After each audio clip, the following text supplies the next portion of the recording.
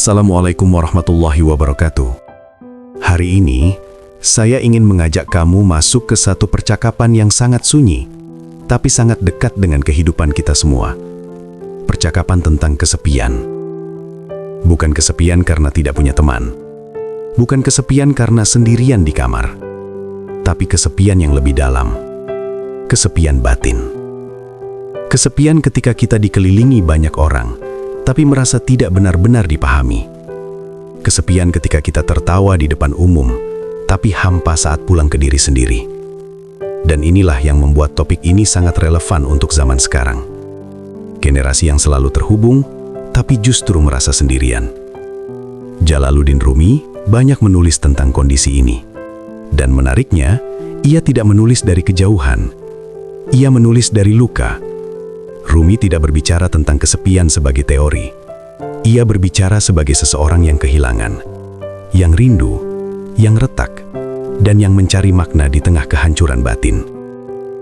Rumi memahami bahwa kesepian tidak selalu datang karena ketiadaan manusia, tapi karena ketiadaan makna.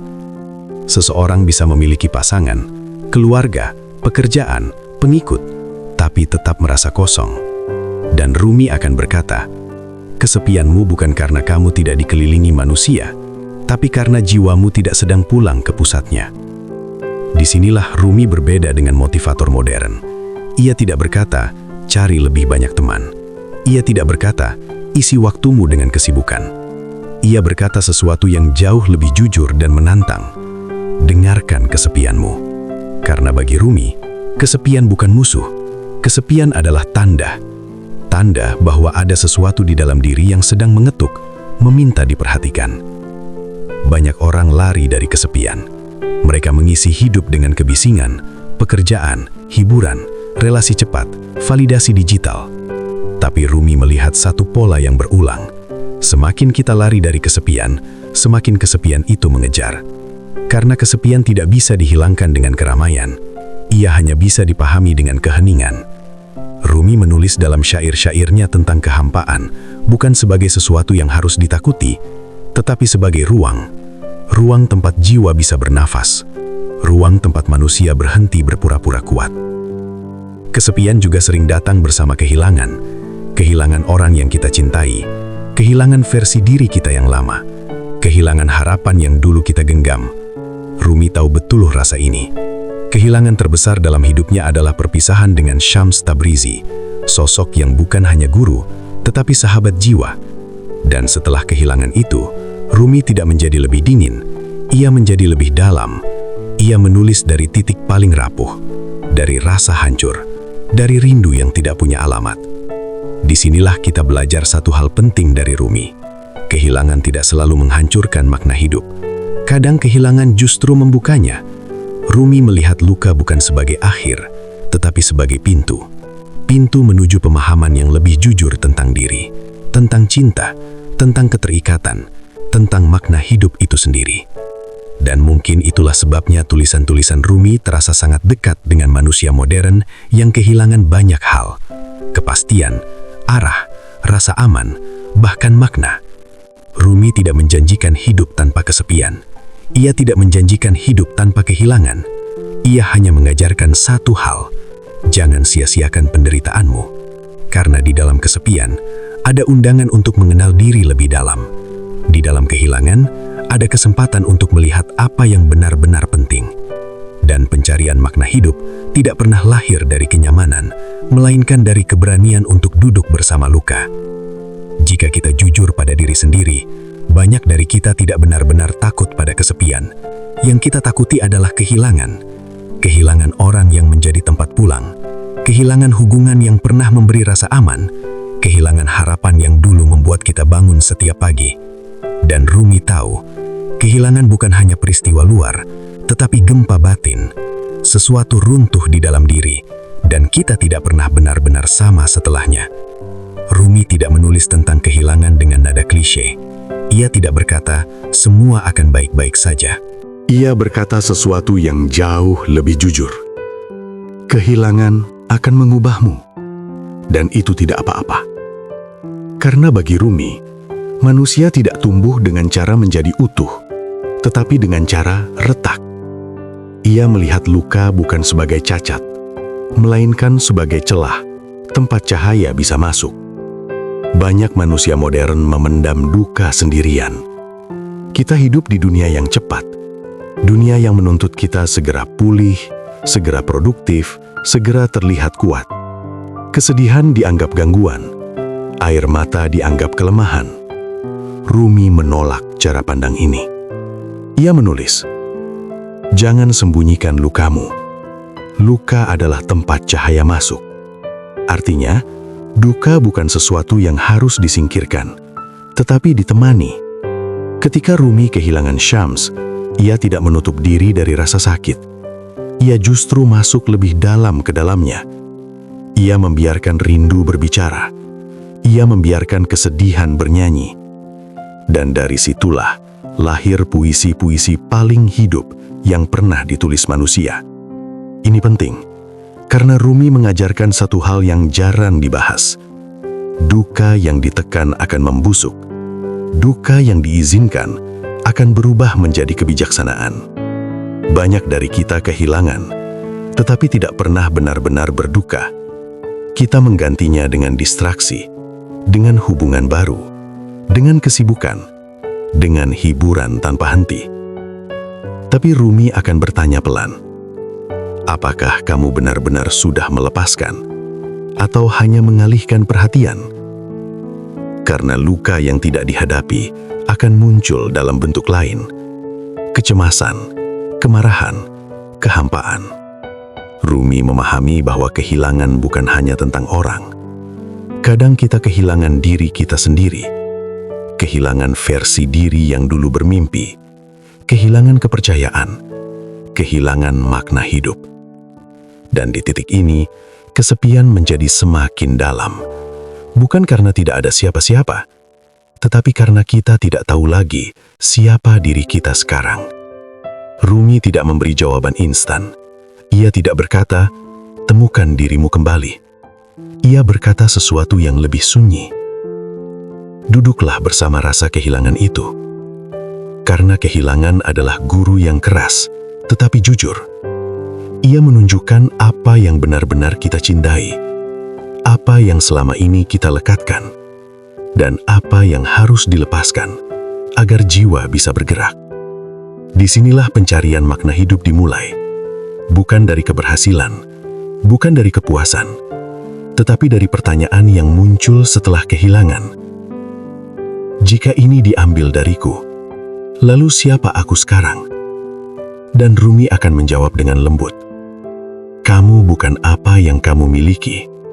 Kamu adalah apa yang tersisa ketika semuanya pergi. Ada satu kondisi yang semakin sering dialami manusia modern, tetapi jarang diakui secara jujur. Bukan kesedihan, bukan kemarahan, tetapi kehampaan. Perasaan kosong, meski hidup terlihat baik-baik saja, meski dikelilingi orang, meski sibuk setiap hari. Dan Rumi mengenali kondisi ini berabad-abad sebelum istilah existential crisis dikenal. Rumi memahami bahwa kehampaan bukan tanda kegagalan. Ia adalah tanda bahwa jiwa sedang kehilangan arah. Banyak orang hidup dengan jadwal penuh, tetapi hati mereka sunyi. Mereka tertawa di luar, namun hening di dalam. Rumi akan berkata, kesunyian ini bukan musuhmu, ia hanya ingin didengar. Manusia modern sering mencoba mengisi kehampaan dengan sesuatu dari luar. Pencapaian, validasi, relasi, hiburan. Tapi Rumi tahu, lubang di dalam jiwa tidak bisa diisi oleh hal yang datang dari luar. Karena kehampaan bukan kekurangan benda, melainkan kerinduan makna. Rumi menggunakan banyak metafora tentang ini.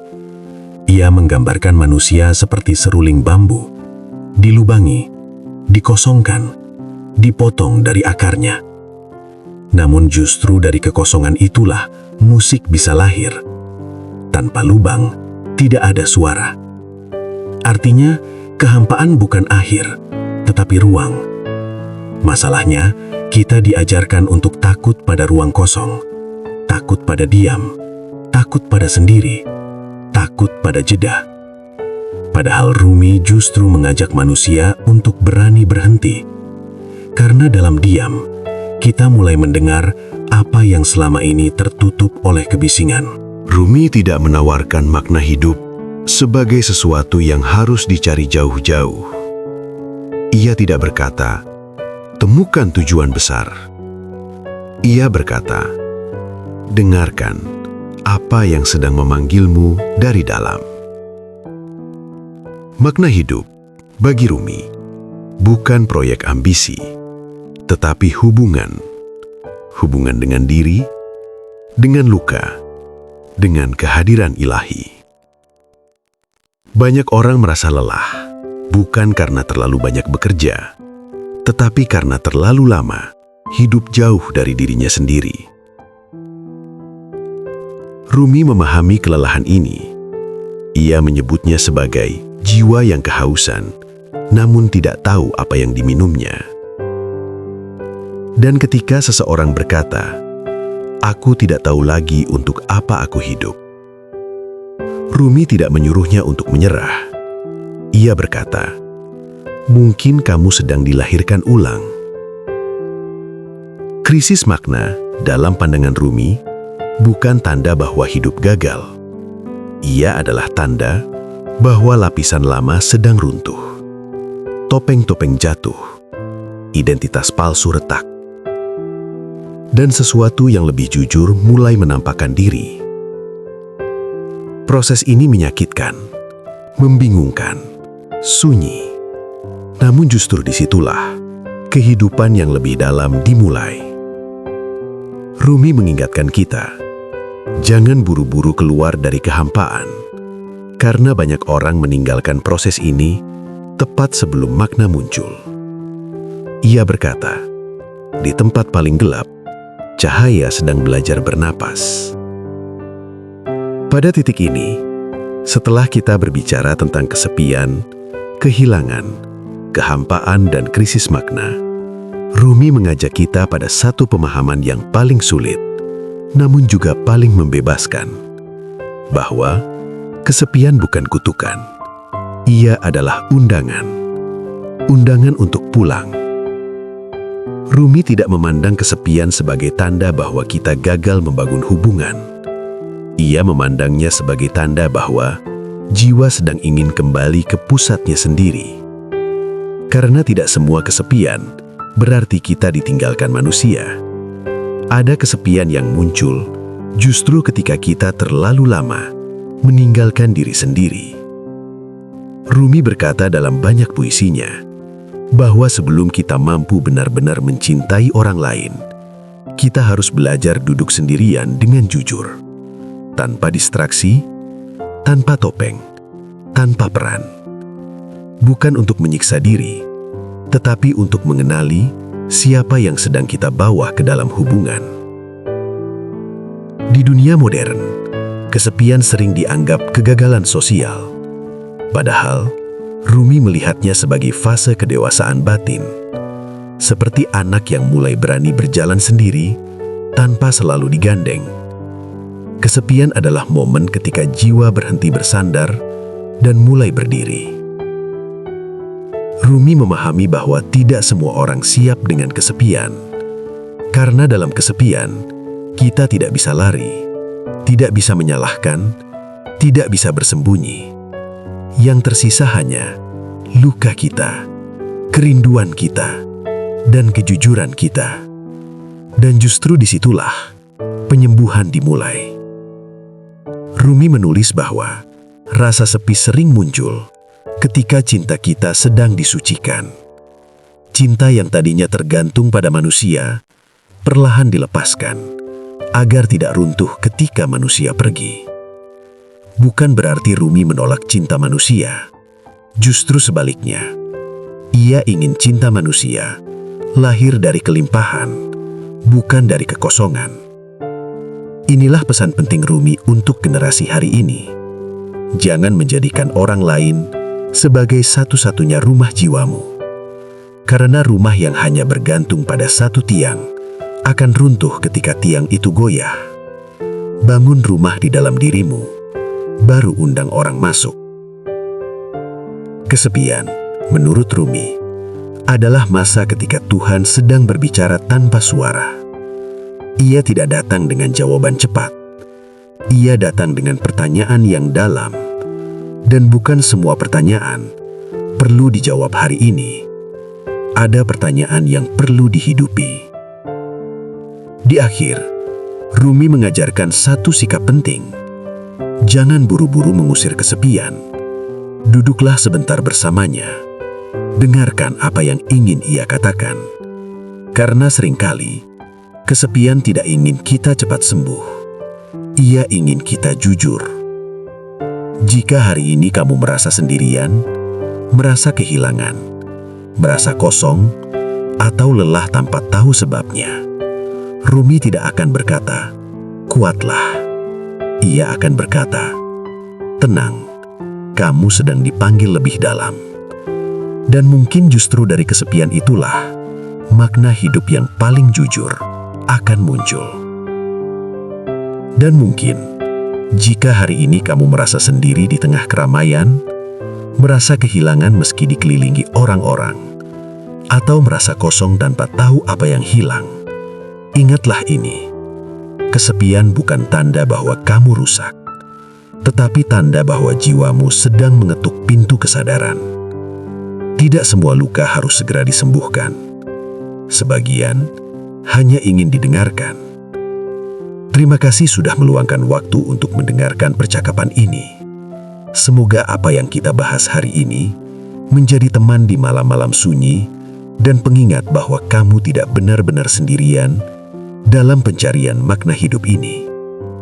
Jangan lupa bantu channel ini dengan cara like, komen, share, dan subscribe. Sampai jumpa di episode berikutnya. Wassalamualaikum warahmatullahi wabarakatuh.